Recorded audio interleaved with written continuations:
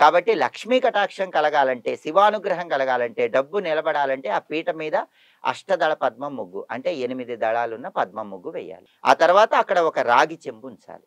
చక్కగా శుభ్రంగా కడిగి ఆరబెట్టినటువంటి రాగి చెంబును ఉంచి ఆ రాగి చెంబుకి పసుపు రాసి కుంకుమ బొట్లు గంధం బొట్లు పెట్టాలి. ఆ రాగి చెంబులో నీళ్లు పోయాలి. ఆ నీళ్లలో పసుపు కుంకుమ అక్షింతలు వేయాలి. సువాసన కలిగిన పుష్పాలు వేయాలి.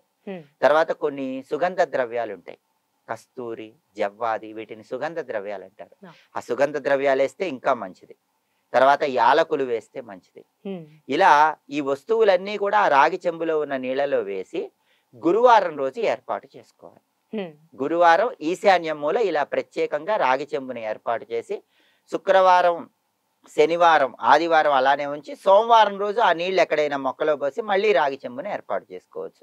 కాబట్టి ఐశ్వర్యం కలగాలంటే, శివానుగ్రహం కలగాలంటే, లక్ష్మీ కటాక్షం కలగాలంటే ఈశాన్యం మూల రాగి చెంబుని ఇలా ప్రత్యేకంగా ఏర్పాటు చేసుకోవాలి.